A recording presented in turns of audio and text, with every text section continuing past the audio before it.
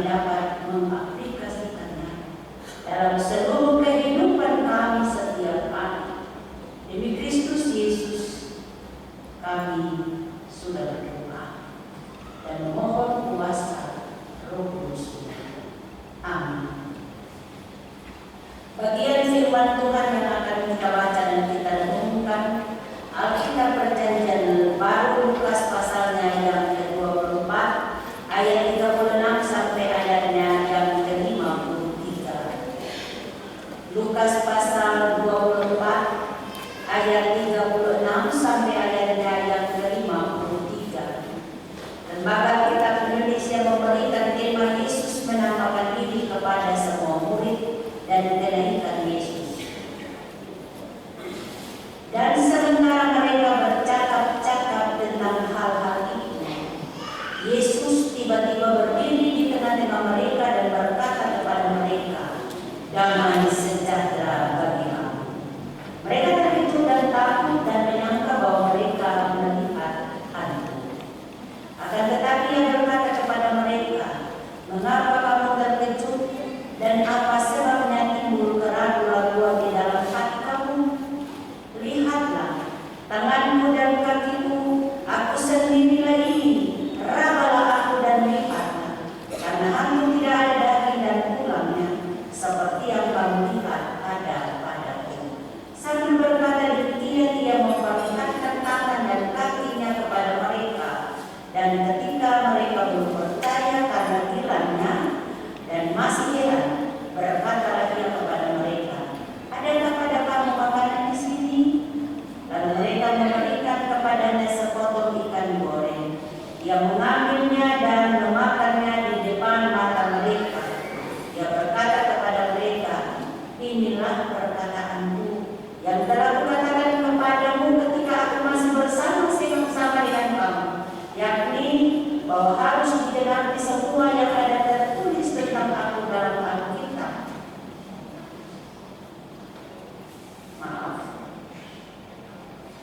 Ada tertulis tentang aku dalam kitab Taurat, Musa, dan kitab Nabi-Nabi, dan kitab Mazmur.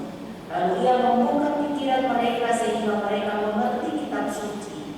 Katanya kepada mereka, ada tertulis demikian, Mesias harus menderita dan bangkit dari antara orang mati pada hari yang ketiga. Dan lagi dalam namanya, berita tentang pertobatan dan pengampunan dosa harus disampaikan kepada segala bangsa, mulai dari Yerusalem. Kamu adalah saksi dari semuanya ini, dan aku akan mengirim kepadamu apa yang dijanjikan Bapa-Ku, tetapi kamu harus tinggal di dalam kota ini sampai kamu diperlengkapi dengan kekuasaan dari tempat ini. Lalu Yesus membawa mereka keluar kota sampai dekat Betania. Di situ Ia mengangkat tangannya dan memberkati mereka. Dan ketika Ia sedang memberkati mereka, Ia berpisah dari mereka dan terangkat ke surga. Mereka sujud menyembah kepadanya. Lalu mereka pulang ke Yerusalem dengan sangat bersukacita. Mereka senantiasa berada di dalam Bait Allah dan memuliakan Allah. Demikianlah bunyi firman Tuhan. Bapak, Ibu, saudara-saudari yang dikasihi dan diberkati Tuhan. Bagian firman Tuhan kita dalam kalender gerejawi kenaikan Tuhan Yesus ke surga bertemakan misi dan kebangkitan Yesus. Dari bagian firman Tuhan Lukas pasal 24 ayat 36 sampai ayatnya yang ke-53 ini, tema yang akan kita renungkan dalam ibadah kenaikan Tuhan Yesus Kristus ke surga berbunyi misi dan kebangkitan Yesus. Bapak, Ibu, saudara, realita dalam kehidupan Tuhan Yesus,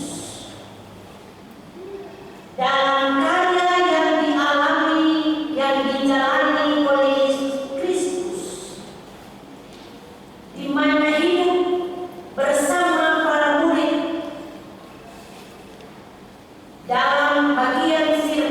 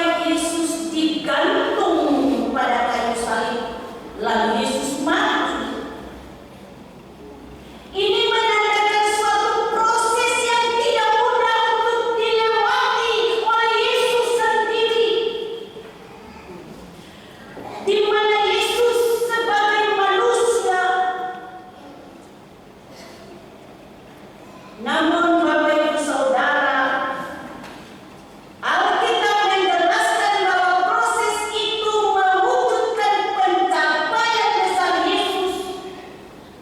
Yesus berhasil mengalahkan maut dan menjadikannya satu-satunya manusia yang tidak dapat dikuasai oleh maut atau kematian.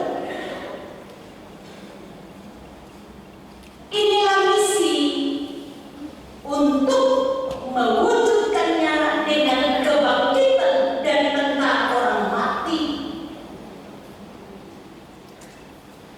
Jika kita menggunakan pikiran kita, logika kita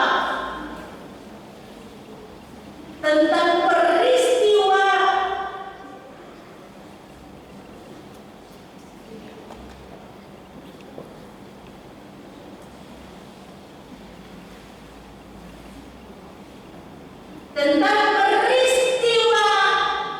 kebangkitan dari kematian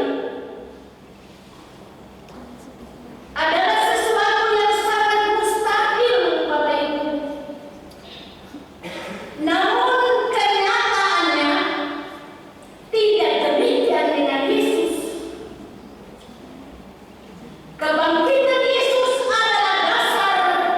Kebangkitan Yesus adalah fondasi dari iman Kristen. Sebab jika Yesus tidak bangkit, maka tidak ada proses untuk mengalahkan maut. Dan itu artinya sia-sialah iman percaya kita sebagai pengikut Kristus, sebagai orang Kristen. Dalam bacaan kita saat ini merupakan penampakan Yesus kepada murid-muridnya setelah Yesus bangkit pada hari yang ketiga. Ayatnya yang ke-36 sampai ayatnya yang ke-37 kalau kita baca bersama. Dalam dua ayat ini menyatakan bahwa para murid memang benar-benar belum mengerti siapa Yesus sebenarnya. Bahkan mereka melihat dan mereka menganggap bahwa yang mereka lihat itu adalah hantu. Dengan kata lain, para murid menyatakan seseorang yang sudah mati tidak mungkin dapat bangkit kembali dalam wujud yang utuh. Bagaimana tidak? Dalam ketakutan yang mereka rasakan terhadap orang-orang Yahudi setelah kematian pemimpin mereka yaitu Yesus,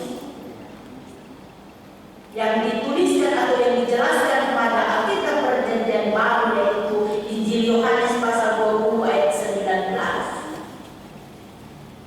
Dikatakan di situ, perkumpulan para murid malam itu dengan mengunci semua pintu, jendela ditutup, dikunci secara logika. Bagaimana mungkin secara tiba-tiba Yesus bisa hadir di hadapan mereka, Yesus bisa ada di tengah-tengah mereka.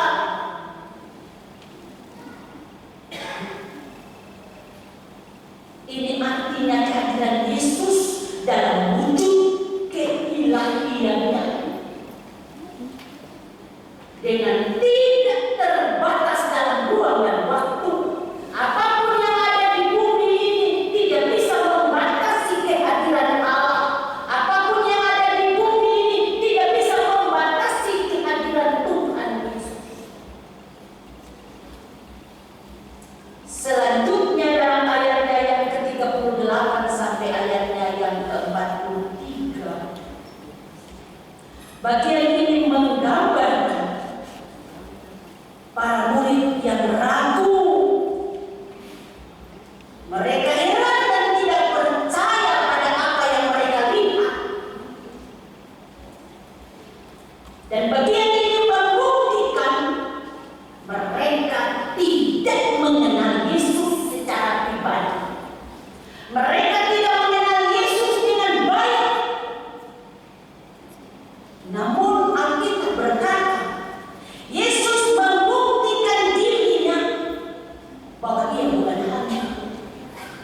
dengan menunjukkan tangan dan kakinya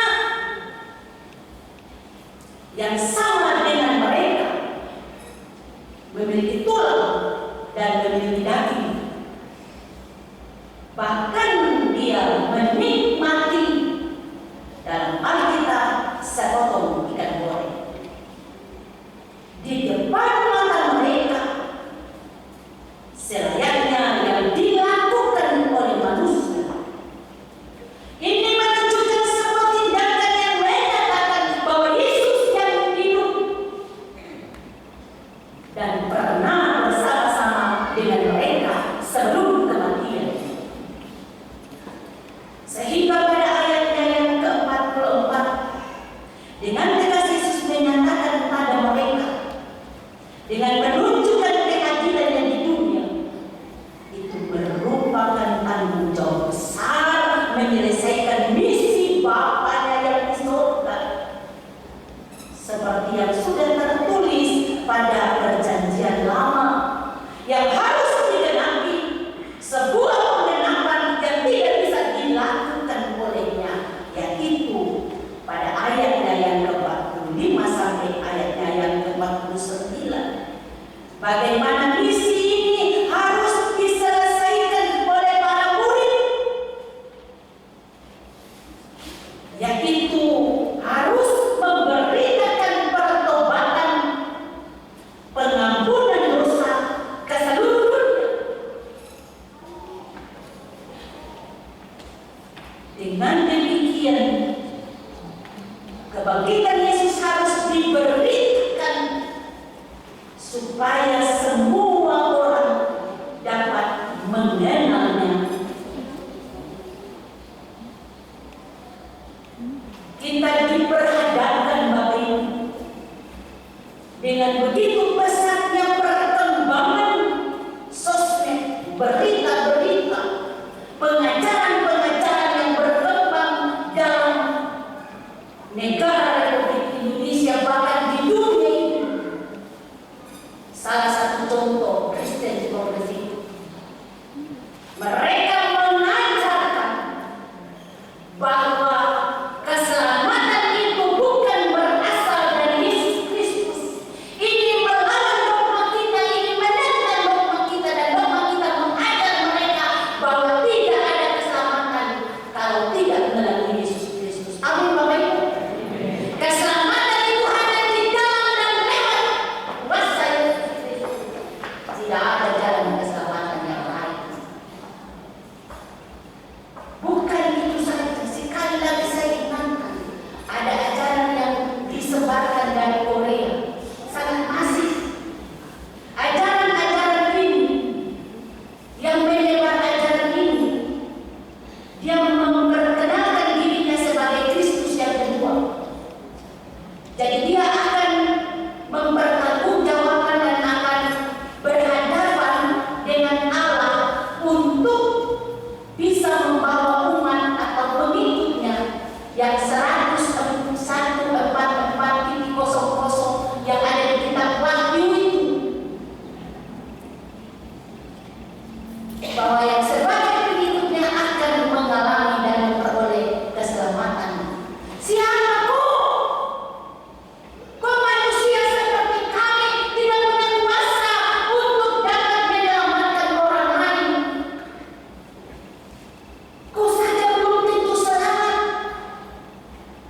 baru kau mau kasih selamat orang lain. Kalau tanpa Yesus tidak ada keselamatan. Amin. Sehingga kita ada tanggung jawab yang besar yang harus kita lakukan, yaitu kita harus memberitakan tentang pertobatan dan pengampunan dosa di dalam kehidupan pribadi kita, keluarga kita, dan sampai ke ujung dunia. Dalam kekhawatiran dan dalam keheranan yang dialami oleh para murid pada saat itu, sehingga Yesus memberikan statement bahwa kamu punya tugas yang sangat berat. Yesus bilang, aku akan menyertai kamu. Yohanes pasal 20 ayat 21.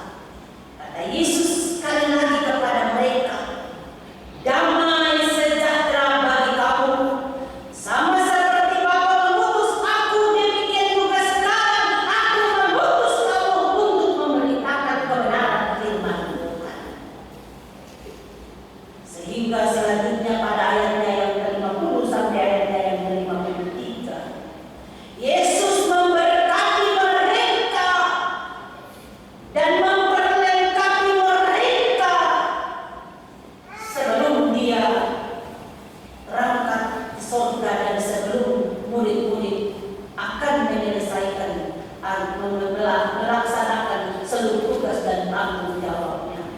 Karena dia berjanji dia akan memberikan kuasa Roh Kudus itu setelah 10 hari dia terangkat. Secara mencatat penangkapan, kematian 3 hari, kebangkitan 40 hari, dia terangkat 10 hari pencurahan Roh Kudus. Luar biasa. Tuhan baik tidak Bapak Ibu? Kalau Tuhan baik maka kita harus baik seperti Tuhan. Kalau Tuhan telah memberkati kita, kita harus menjadi saluran berkat bagi orang lain. Yohanes pasal 20 ayat 23 berkata, dengan dapat menyatakan pengampunan dosa orang, pada saat kita menyatakan pengampunan dosa orang, suatu kuasa yang diberikan Yesus. Setelah itu dia terangkat ke surga, kembali dari mana dia berasal, dan para murid pulang dengan sukacita. Tidak lagi dalam ketakutan, tidak lagi dalam kecemasan saat kematian Yesus. Tapi mereka mengalami pemulihan yang luar biasa karena mereka telah memperoleh sukacita dan damai sejahtera itu dari Allah, dan Allah menguatkan mereka untuk menjalankan misi Allah. Bapak, Ibu, pemuda-pemudi, anak-anak yang dikasihi dan diberkati Tuhan, bacaan ini dapat menjadi makna bagi kita. Ialah bagaimana pengenalan akan Yesus sebagai seorang Kristen yang sudah seharusnya kita kenal.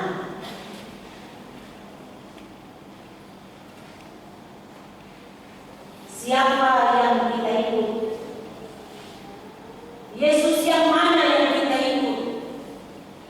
Yesus yang di dunia, yang memakai nama Yesus Kristus, yang banyak sekarang orang nama Yesus itu kah?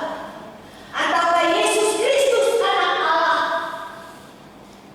Jadi kita tidak boleh hanya sekedar tahu tentang cerita tentang penderitaan, tentang kematian, tentang kebangkitan dan kenaikannya ke surga. Namun kita harus mengenal Yesus secara pribadi. Kita mengenal pribadinya secara utuh, dalam artian mempunyai hubungan yang akrab dengannya. Pengenalan akan Dia yaitu dengan percaya.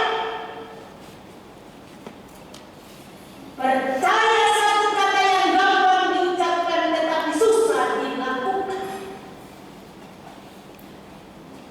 Terbukti para murid yang sudah melihat dan merasakan hidup secara langsung dengan Yesus pun masih saja timbul rasa takut, masih saja timbul rasa cemas. Oleh karena itu kita dituntut untuk menjadi Kristen yang sungguh-sungguh, bukan Kristen KTP, bukan Kristen yang di luar saja, tapi Kristen secara totalitas. Kalau ada masalah, persoalan, jangan gimana lagi, lari ke Tuhan saja. Jangan sudah ada masalah persoalan lari ke orang pintar. Orang siapa yang lebih pintar dari Yesus? Orang siapa yang lebih pintar dari Allah? Tidak ada. Semua di bawah. Allah di atas segala-galanya. Mengapa kita masih lari kepada mereka? Mengapa kita masih ragu tentang kuasanya? Itu berarti kita belum percaya sungguh-sungguh.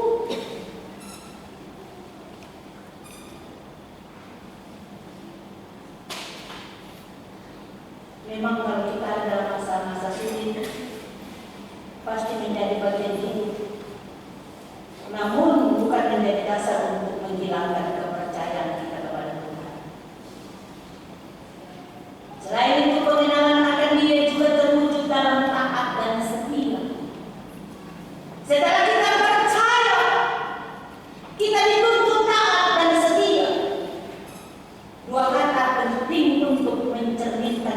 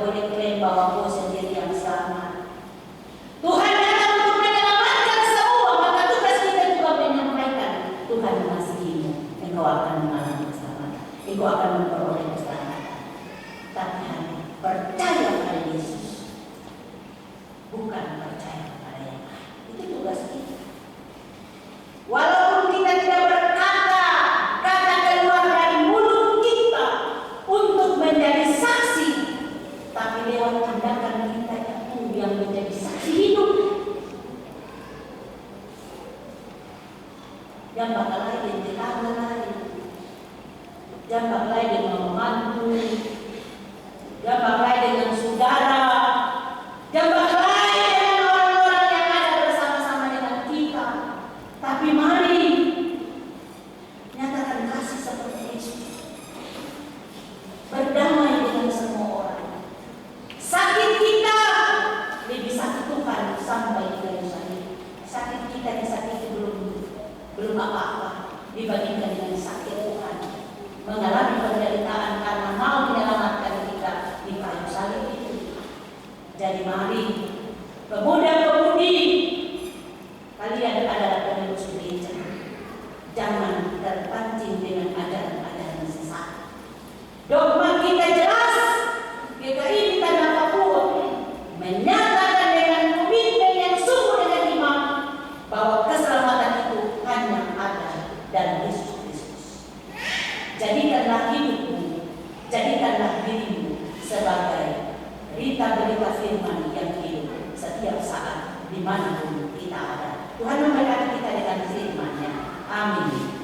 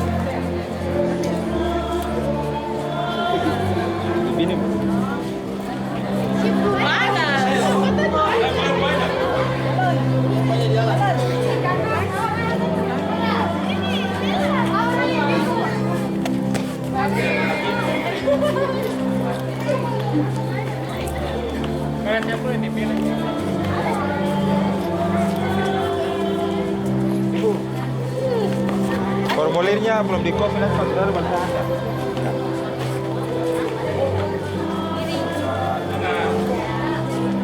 Saya goyang banyak. Kan selama ini kan saya di atas mimbar terus. Saya ini ya. Masa kamu goyang baru saya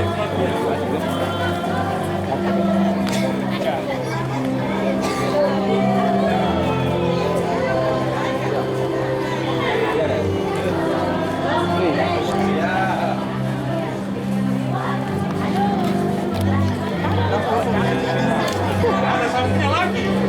Sama semua lagi. Kita baca di barang